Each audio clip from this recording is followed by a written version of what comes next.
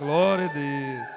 É muito bom ver todo mundo aí animado, depois de 7 quartas-feiras constantes de campanha.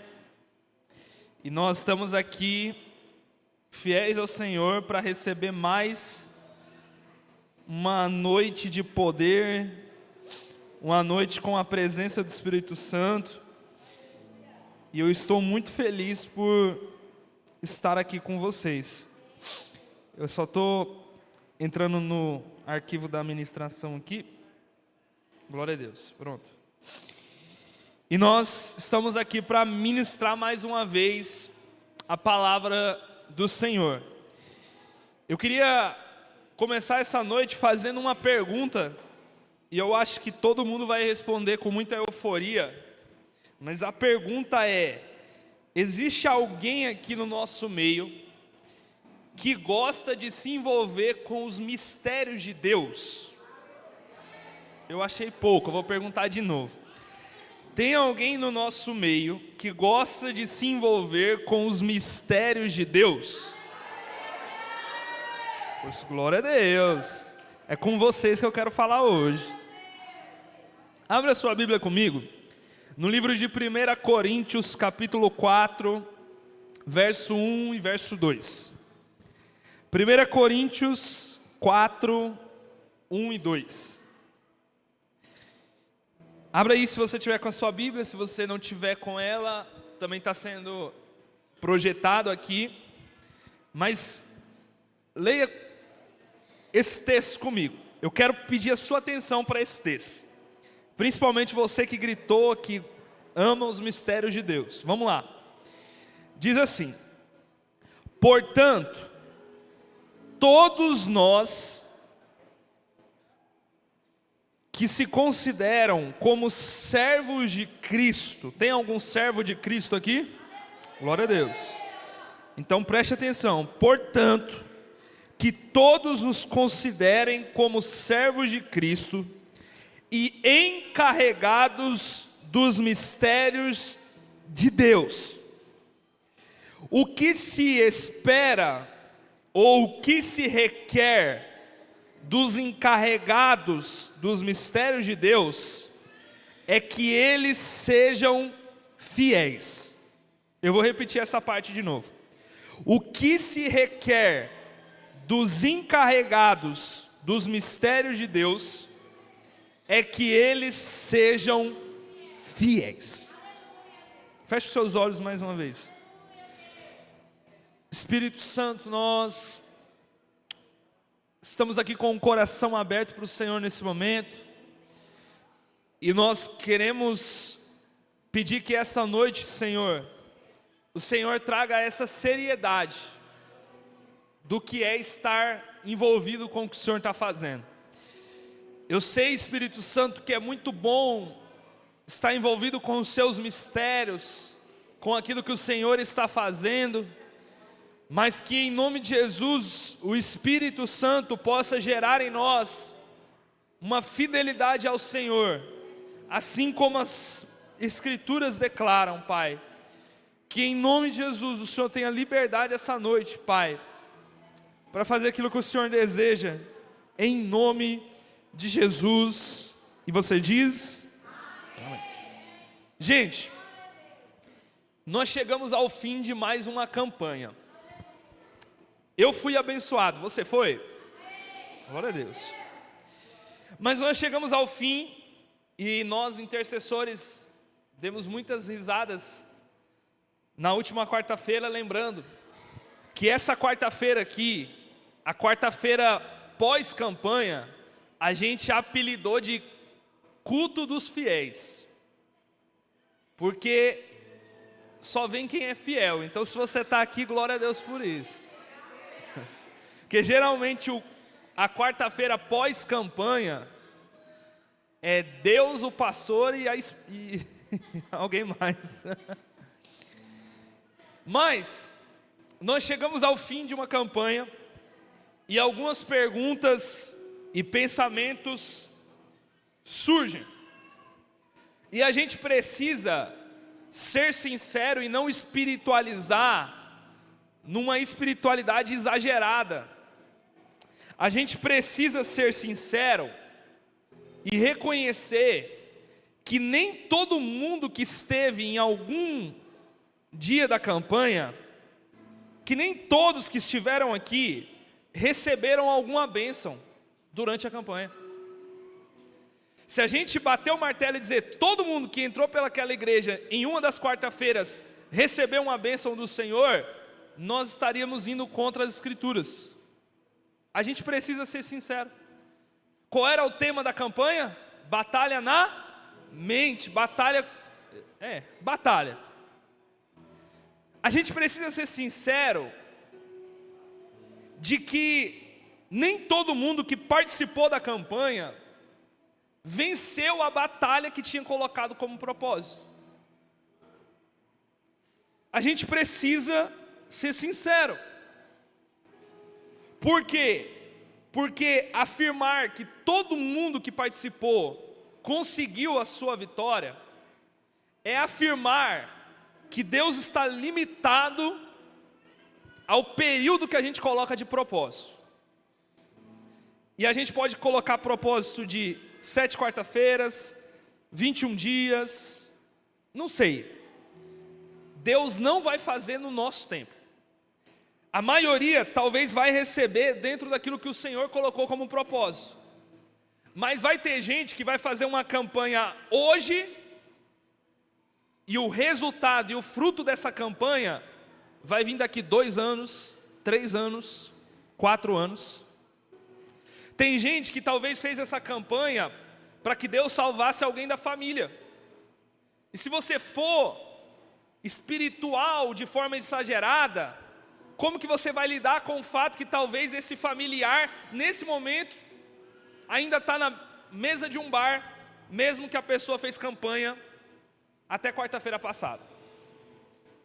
Mas se a gente é vulnerável e sincero, a gente vai entender que Deus tem o seu jeito de trabalhar. Então, é possível que tenha gente que fez 7 quarta-feiras sem faltar nenhuma, buscando vencer a batalha para que Deus salvasse algum familiar. E hoje, quarta-feira, ainda talvez esteja desviado. Mas só Deus sabe o que vai acontecer daqui a um ano. Porque o fruto pode acontecer em um mês, em um ano. E não está limitado àquilo que nós colocamos para Deus. Porque a maioria das coisas e das vezes que Deus faz algo para nós, escute isso, a maioria das vezes que Deus faz algo em nosso favor, Ele não faz dentro do tempo em que nós determinamos. Vou repetir isso, a maioria das vezes que Deus trabalha em nosso favor, nunca é no momento que a gente esperava que acontecesse. Perceba na sua vida, perceba isso, irmão, de verdade. Perceba que na sua vida, coisas que você orou, diversas campanhas, diversos propósitos, você nem viu quando aconteceu. Perceba isso de verdade. Coisas que você orou, passou madrugadas orando, vários propósitos, consagrações, campanhas, intercessões pela sua vida, e quando aconteceu, você nem viu o que aconteceu, você só olhou para trás e percebeu o que Deus já tinha feito. É só você perceber. Se eu te dar 1 minuto, você vai ficar doido, porque você vai olhar que você orava para ter uma casa, enquanto você estava lá ansioso, orando e tal, Deus não fez. Aí você acalmou, colocou nele, entregou as orações, deu 1 ano, Deus entregou a sua casa na sua mão, e você só olhou para trás e disse: Ele fez além do que eu imaginava. Eu vou te perguntar para você entender, você consegue me dizer o dia exato que você dormiu sem o dinheiro de pagar a conta e acordou com a sua vida financeira transformada? Você não consegue dizer o dia, porque Deus não faz assim. Deus trabalha segundo o que Ele deseja. Me fala aí o dia que o seu marido mudou de fato. Ele dormiu um Zé Mané e acordou um crente, homem de Deus. Me diz aí. Tu não vai lembrar o dia, porque foi de forma gradativa. Foi de pouquinho em pouquinho, Deus foi fazendo, e você só olhou para trás e percebeu o que Ele tinha feito. Então, eu quero começar essa mensagem. Talvez vai parecer que eu estou jogando um balde de água fria. E aí eu lhe pergunto, qual é a nossa reação diante dessas coisas? Qual é a reação que eu devo ter? Pedro, eu fiz os 7 dias de campanha, mas não aconteceu. O que eu devo fazer, Pedro? Qual é a minha reação? Permanecer fiel. Eu acho que não existe amor maior do que alguém que passa 7 dias numa campanha e Deus não faz no tempo dela, e mesmo assim ela está aqui dizendo: Deus, mesmo que a figueira não floresça, mesmo que não haja, eu ainda te louvarei.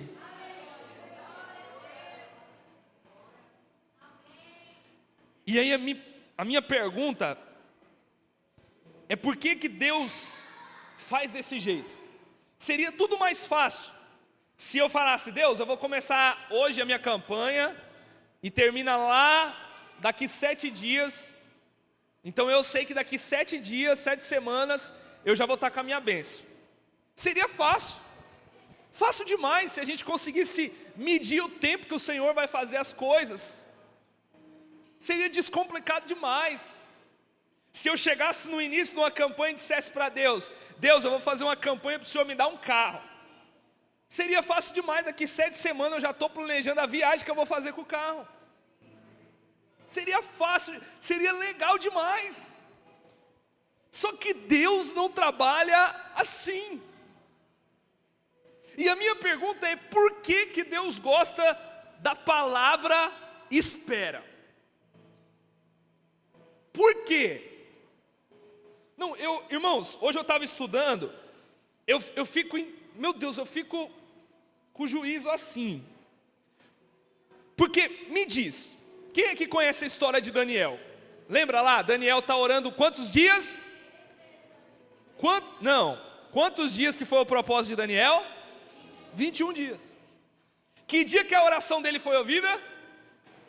Primeiro dia. Que dia que Deus respondeu? No último dia. Só que tem um porém. Quando o anjo chega para responder Daniel, ele diz assim: olha, Daniel, no primeiro dia a sua oração foi ouvida. Eu enviei, mas teve uma resistência do príncipe da Pérsia, representando o príncipe das trevas, e eu só consegui chegar agora. Quando a gente olha para esse texto, a gente pensa que o diabo, escute isso, a gente pensa que o diabo teve força para segurar Deus 21 dias. Porque aí lá, Deus manda um anjo mais forte e consegue vencer. A gente olha para essa experiência de Daniel e pensa que o diabo conseguiu segurar a resposta da oração de Daniel por 21 dias. Aí a gente, vamos batalhar para ganhar do inimigo. Irmãos, seja sincero, você acha que o diabo tem poder para segurar uma resposta de Deus 21 dias? Sim ou não? Não. Ah, Pedro, então por que aconteceu? É só você estudar o texto. Deus estava dando uma visão, isso no capítulo 9, para Daniel. Deus estava dando uma visão para ele das últimas guerras que acontecerão na volta do Senhor. Então quando Daniel está orando, ele está orando nesse contexto onde Deus está mostrando para ele guerras que estão acontecendo no mundo espiritual. Então por que Deus permitiu que houvesse uma batalha entre a resposta de Deus e uma resistência do inimigo? Porque Deus estava ensinando algo sobre guerra para Daniel. Não é porque o diabo teve força, irmão. Porque se Deus quisesse, você concorda comigo? Se Deus quisesse enviar aquele anjo mais forte, no primeiro dia ele não podia ter enviado? Sim ou não? Sim. Então por que a resposta de Deus chegou no último dia? Não foi porque o diabo resistiu, foi porque Deus quis. Martinho Lutero fala que o diabo é um cachorrinho na coleira de Deus. Então tudo que o diabo resistir é porque Deus está permitindo, irmãos. Então a minha pergunta é: por que Deus esperou até o último dia para responder Daniel? Ou melhor, por que Deus esperou até o 7º dia, até a 7ª volta, para derrubar aquela muralha de Jericó? Vocês acham que no primeiro dia ele podia derrubar? Sim. Mas Deus tem um jeito que eu preciso entender. Ele quis que fosse 6 voltas, e no 7º dia fosse 7 voltas. Ou melhor, quando Elias vai orar para voltar a chuva, irmãos, Elias estava cansado. Ele tinha acabado de matar 800 profetas. Ele ainda sobe o monte para orar de novo. Imagina esse homem cansado pedindo chuva. Ele ora uma vez, nada acontece. Ele ora 3, 4, 5, até a 7ª vez que aquele rapaz vai olhar o céu, e na 7ª vez, um sinal de chuva. Agora, irmãos, Deus não poderia ter mandado na primeira oração? Por que Deus gosta tanto do processo? Por que Deus gosta tanto da palavra espera? Eu penso que por 2 motivos. Primeiro motivo, para que eu e você, anote isso, para que eu e você possamos nos tornar dignos da sua confiança. O texto que eu li diz assim: o que se espera dos servos de Cristo e dos encarregados dos mistérios de Deus é que eles sejam fiéis. A palavra fiel que Paulo usa aqui, olha que legal, ela a palavra que era usada para falar de um homem que era fiel nos seus negócios, para falar de um homem que quando ele recebia uma ordem, ele não pensava 2 vezes para obedecer.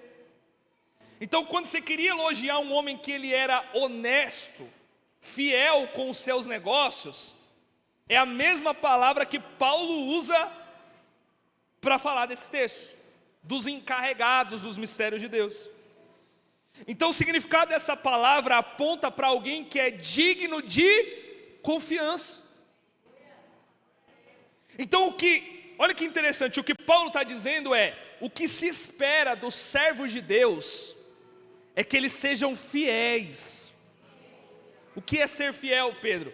É ser digno de confiança. Do pastor? Também. Mas o que eu estou querendo anunciar para você essa noite é que o que Deus espera de você é que você seja achado fiel, que Deus possa confiar em você.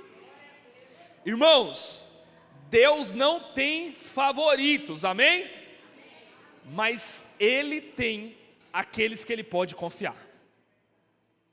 Nem todos Deus pode confiar, porque tem gente que se Deus colocar alguma coisa na mão dela, o dia que ela sentir um incômodozinho, nem chegou a ser dor ainda, nem é dor, é um incômodozinho, não dá, não, mas tu tá na escala, não dá, eu tenho que ficar deitado, não dá.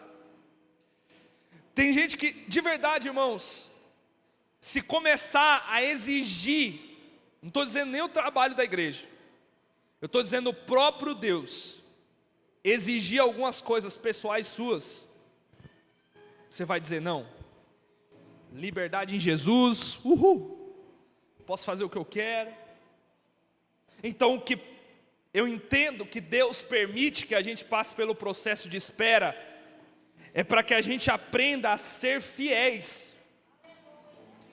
Quem lembra do texto de Abacuque? O justo viverá pela... Irmãos, a palavra fé usada ali não é a mesma coisa de fé para a gente. Fé salvífica, eu creio, eu tenho fé. Não, a palavra fé usada em Abacuque significa fidelidade. fidelidade. O que Deus está dizendo é: o justo viverá pela sua fidelidade. Por quê? Escute isso. Por que Deus permite eu passar pelo processo de espera? É porque Deus não quer te entregar apenas a bênção que você está buscando. Deus quer te entregar muito mais do que você está buscando. E por isso, Ele tem que achar em você alguém fiel e digno da confiança dEle. Porque é no processo, irmãos, vamos ser sinceros, é no processo que a gente mostra para Deus que nós somos fiéis. Não é quando Ele está fazendo tudo, aí é fácil demais. É fácil demais.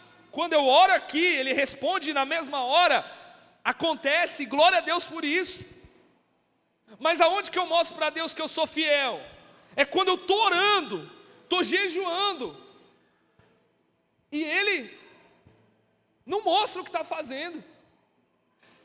É quando Ele segura a voz dEle por um tempo, e aí a gente olha e diz: o céu está de bronze. Não está de bronze, irmãos. É que Deus sabe como e o momento de falar. Mas é nesse processo que a gente se torna fiel ao Senhor. Eu vou te dar um exemplo disso. Quem aqui deseja ter uma unção parecida com a de Elias? Diga: eu quero. Eu quero, irmãos. Mas quem é que consegue ser fiel como Eliseu foi? Eliseu está aqui com Elias. Elias vira para Eliseu e diz assim: moço, fica aí, moço. Eu vou morrer, não vou morrer não, vou ser levado. Eliseu: eu não te largo. Aí andou mais um pouquinho, chegou em Jericó. Moço, fica aí. Daqui a pouco os cavalos de fogo vão vir, vão machucar você. Tu vai continuar? E Eliseu: eu vou continuar. E na hora que Elias vê que Eliseu não vai abandonar a fidelidade dele, Elias fala assim: pois bem, se você for fiel até o momento que você me vê sendo levado, a unção vai estar sobre você. E Eliseu foi fiel até o último momento. E o que aconteceu? Elias foi, mas a capa da unção voltou e ficou na mão de Eliseu. Se você deseja essa capa da unção do Senhor, Ele precisa achar em você essa fidelidade de Eliseu. Alguém que não importa se o culto está bom, alguém que não importa se você está bem, alguém que não importa na logística de como as coisas estão acontecendo, não importa, eu vou ser fiel porque eu estou buscando a unção do Senhor na minha vida. Irmãos, por que parece que alguns têm unção e outros não têm? Você já percebeu isso? Não parece? Que alguns têm e outros não têm? Mas todo mundo é crente. Por quê? Irmãos, porque a unção não vem com o estralar dos dedos. A unção não vem com uma conferência de unção, que eu vou lá e recebo unção. A unção vem com um preço pago na fidelidade com o Senhor. Então, se nós queremos ser essas pessoas, nós precisamos aprender a fidelidade. Outro exemplo, quem aqui conhece a história de Caleb? Caleb era amigo de Josué, e ele foi um dos espias que avistou a terra prometida. E quando ele olhou a terra prometida, ele voltou com os espias, e a maioria dos espias olhou e disse o quê? Aquela terra não é para a gente não, tem gigante lá. Mas Caleb e Josué foram fiéis ao Senhor e à palavra que ele tinha dado. Sabe o que aconteceu mais de 40 anos depois? Lá em Josué capítulo 14, o próprio Caleb vai dizer: porque eu fui fiel ao Senhor, o Senhor me deu essa terra por herança. Sabe qual é a verdade?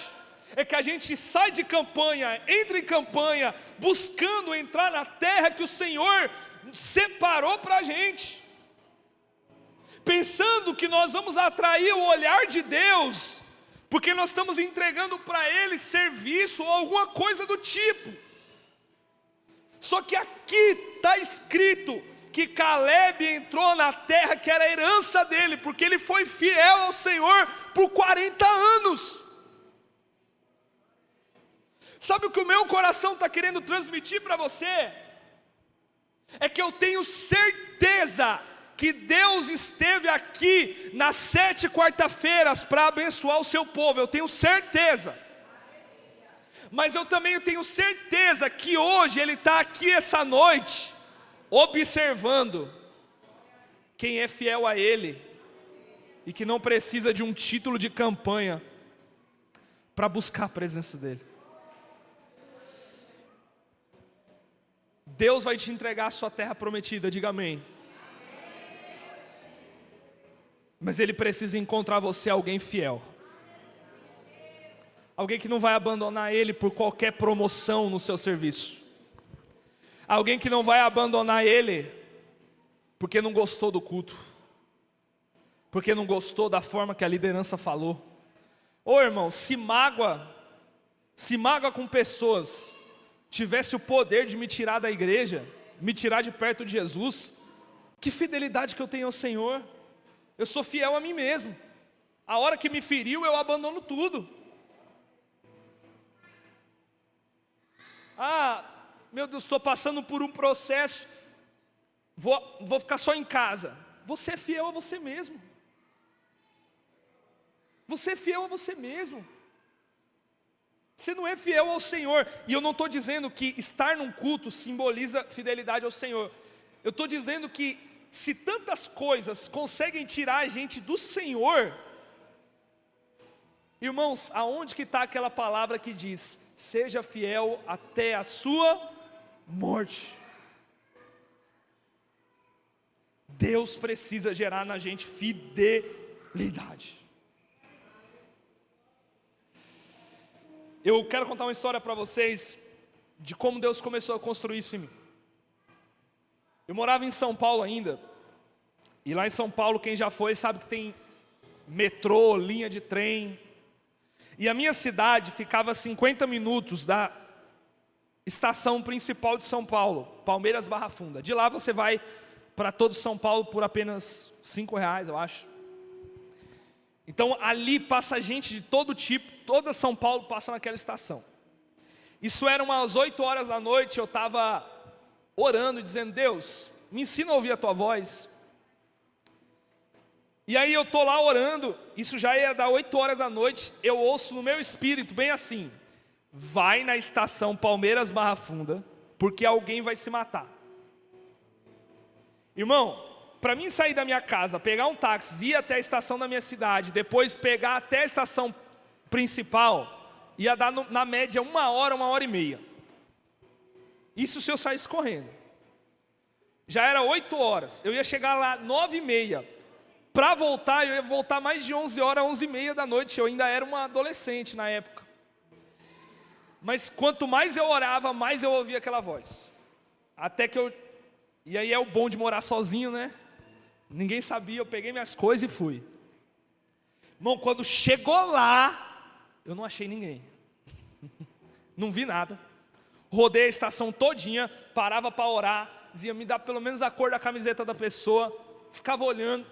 Nada. Voltei para casa com fone de ouvido e com a cabeça baixa, envergonhado. Nunca contei essa experiência para ninguém, porque eu pensava: meu Deus, eu estou ficando louco, né? Estou ficando doidinho. Pois bem, quando eu vim para Imperatriz, no primeiro acampo que eu participei, o pastor Nonato estava pregando.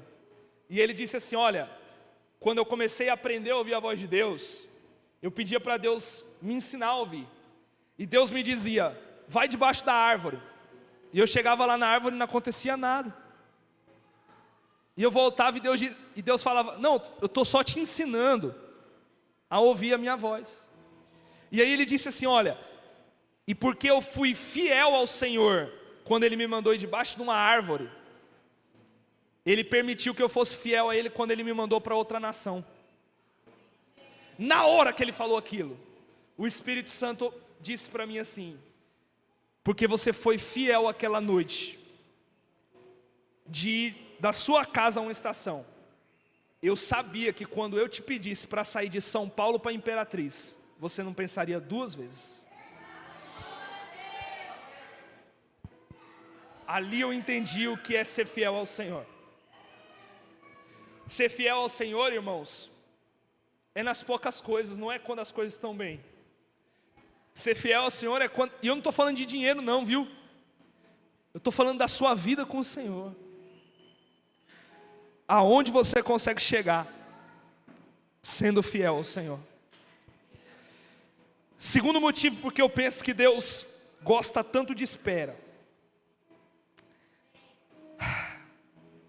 Porque Deus quer que a gente aprenda que a fidelidade é a ponte para a experiência.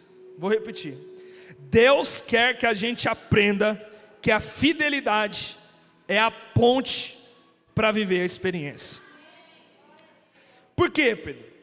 Porque pensa comigo, irmãos. Por que é difícil ser fiel ao Senhor? Por quê? Porque Deus trabalha gradativamente sem a gente perceber. Como assim, Pedro? Vou te explicar. Se Deus falou que vai fazer algo na sua vida em 7 dias, você não vai ver Ele no primeiro, dificilmente no segundo, no quarto, no quinto. Você vai passar 6 dias sem ver nada acontecer, mas no 7º, Ele vai tocar com a sua mão.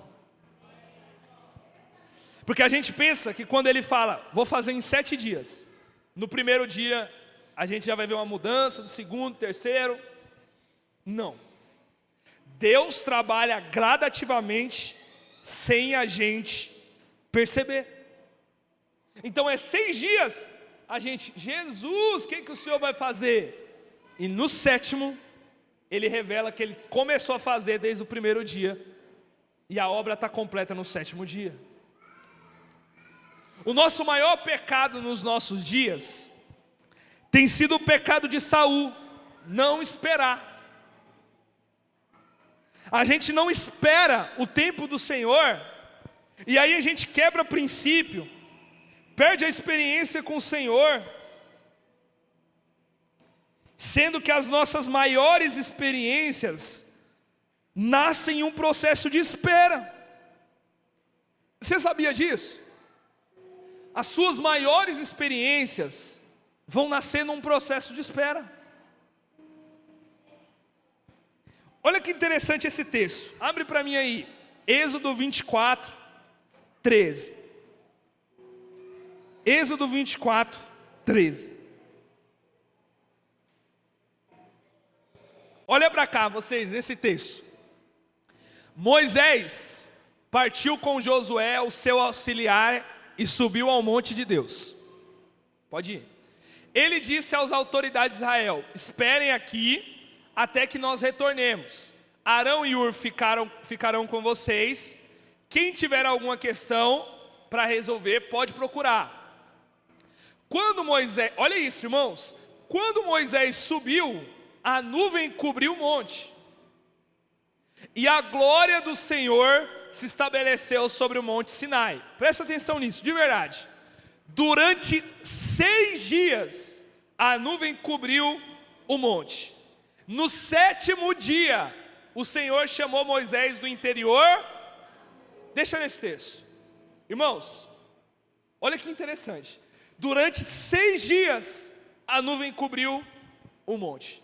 Mas foi somente no 7º que a voz de Deus chamou Moisés para o interior da nuvem para viver uma experiência poderosa. Se a gente só olha o texto, a gente pensa, está tudo bem. Mas irmãos, pensa como que estava Moisés. Ele acabou de ver a nuvem descendo, aí ele pensa, meu Deus, é agora que eu vou entrar nessa nuvem. E passam-se quantos dias? 6. Agora imagina eu e você no lugar de Moisés, esperando 6 dias, sem saber o que fazer, sem saber se descia do monte, esperava. A gente não consegue esperar 5 minutos quando passa de 9h30? Agora imagina 6 dias parado, olhando para a nuvem, sem saber o que fazer. Mas porque Moisés foi fiel ao Senhor, quando chegou o 7º dia, ele viveu a experiência com Deus.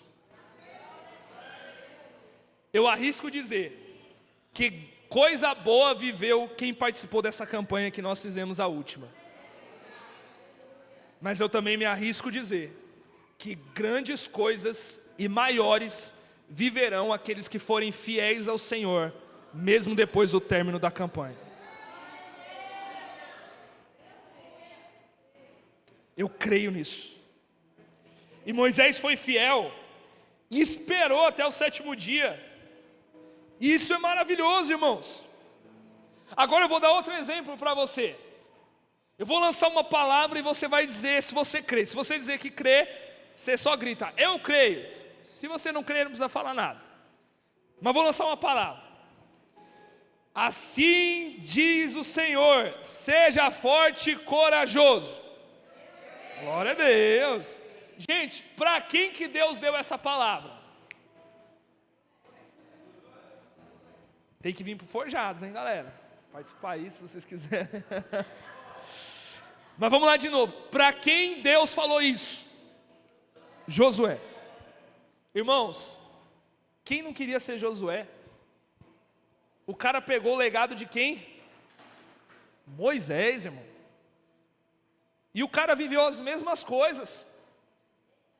Moisés abriu o Mar Vermelho. Josué parou o Rio Jordão. Moisés não entrou na terra prometida, Josué entrou. Eu queria ser Josué. E o engraçado é que nós, irmãos, eu estou dizendo nós, eu também faço isso. Eu pego no meu devocional e leio Josué 1 e digo, eu creio que essa palavra é para mim, seja forte e corajoso. Aonde eu pisar a planta dos meus pés, o Senhor vai me dar por herança. Eu creio, eu sou esse cara. Só que eu também sou o cara que faz tudo diferente que Josué fez. Porque você sabe o motivo do qual Deus foi com Josué do mesmo jeito que foi com Moisés? Eu vou te mostrar o porquê. Primeiro ponto, isso é maravilhoso. Você viu esse texto que a gente leu aqui? Você viu esse texto? Com quem que Moisés subiu no monte? Com Josué. Moisés ficou 40 dias no monte em contato com Deus. E você acha que Josué ficou aonde? Ele ficou esperando Moisés. Irmãos, vamos ser sinceros, eu vou falar por mim. Eu tenho dificuldade de fazer o jejum do arroz, irmãos. Dê risada de mim não, que tem, nós estamos juntos aí em algumas. Mas agora imagina ficar 40 dias sem comer e sem beber, e sem saber se o homem que eu estou esperando está vivo. Imagina, com a minha família ali embaixo, eu quase que não fiquei 2 dias no encontro com Deus, com saudade da minha filha e da minha esposa. Agora imagina 40 dias no monte, esperando para ver se eu vejo alguma coisa. Mas Josué foi fiel e ficou 40 dias até Moisés voltar. Quer ver outro texto? Isso é maravilhoso, irmãos. Abra aí Êxodo 33:11. Na verdade 33:7. Êxodo 33:7. Olha para cá, rapidinho, eu estou terminando, mas olha aqui. Moisés costumava montar uma tenda fora do acampamento, numa certa distância, e ele a chamava de tenda do encontro. Quem quisesse consultar o Senhor, ia à tenda do encontro fora do acampamento. Sempre que Moisés ia até lá, todo o povo se levantava e ficava em pé, cada um à entrada da sua própria tenda, observando até que ele entrasse na tenda. Assim que Moisés entrava, a coluna de nuvem descia e ficava à entrada da tenda, enquanto o Senhor falava com Moisés. Quando o povo via a coluna parar na entrada da tenda, todos se levantavam e adoravam, preste atenção nisso, cada um à entrada da sua própria. Irmãos, olha o que está acontecendo aqui. O tabernáculo não foi montado ainda. Então Moisés improvisou uma tenda de encontro com Deus, fora do acampamento. Moisés ia lá diariamente se encontrar com Deus, e o povo, quando via Moisés indo se encontrar com Deus, ficava na porta da própria casa deles, e adorava o Senhor na porta da casa deles, né? Levantava adoração. Só que agora, olha que interessante o próximo versículo, passa aí. O Senhor falava com Moisés, face a face, como quem fala com um. Se esse não for o motivo da sua vida, eu não sei para o que você vive. Pode passar. Depois Moisés voltava ao acampamento. Agora presta atenção nisso, irmãos. Depois Moisés voltava ao... Mas Josué, filho de Num, que lhe servia como auxiliar, não se afastava da tenda.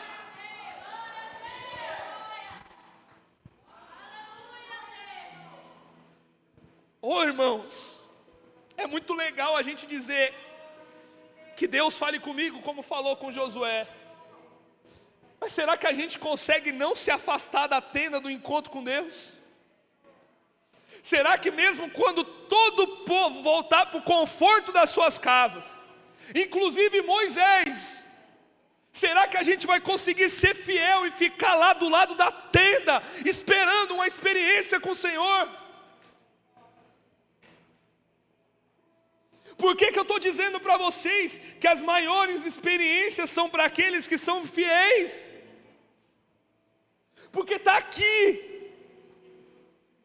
O cara não se afastava da tenda. O cara ficava 40 dias no monte. Mas ele decidiu ser fiel. Irmãos, você acha que foi à toa porque que Deus escolheu ele como sucessor de Moisés? É porque o cara era fiel.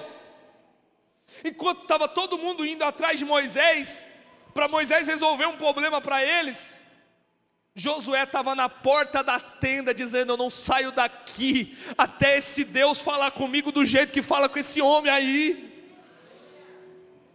Será que Deus encontra na gente um espírito de Josué? Será que a gente está disposto a isso?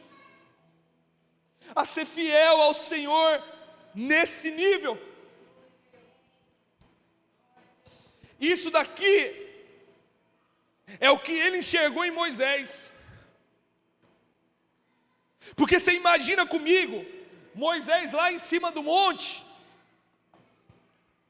e ele olha para Deus e diz: Deus, deixa eu ver a sua glória. E Deus fala o quê? Vai para a fenda da rocha, que você vai ver as minhas costas. Fecha os seus olhos aí, 5 segundos. Imagina Deus aí, imagina Deus, a pessoa de Deus aí agora. Imagina aquele corpo todo branco, roupas brancas, alto, que você não consegue ver o tamanho dele, brilhoso. Imagina aí, eu sei que você está conseguindo formalizar na sua cabeça aí. Agora você imagina ele passando de costas e você vendo isso.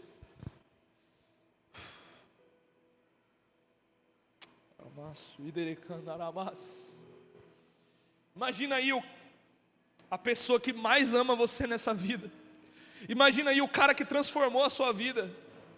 Imagina aí o homem que mudou a sua vida, que te tirou da onde você estava, quem você era antes dele te encontrar. Agora você imagina você conseguindo ver ele. Isso é maravilhoso, irmãos. Quem não queria isso, pode abrir os seus olhos. Quem não queria isso? Só que tem uma promessa para quem é fiel. Apocalipse capítulo de número 22 diz que aqueles que forem encontrados fiéis, Deus enxugará dos seus olhos toda lágrima. E essas pessoas verão o rosto de Deus. Servo bom e fiel. Entra no gozo do teu Senhor. Sabe qual é a minha pergunta? E eu quero encerrar aqui. É se Deus demorar 40 dias para passar na fenda da rocha, será que Ele vai encontrar a gente lá ainda? Se Deus demorar 40 dias para passar na fenda da rocha, será que Ele vai me encontrar lá ainda? Porque a fidelidade vai fazer a gente estar lá. Porque eu sou fiel mesmo que me venha uma enfermidade, mesmo que as coisas não vão bem, eu vou permanecer na fenda da rocha, porque eu sei que Ele vai passar.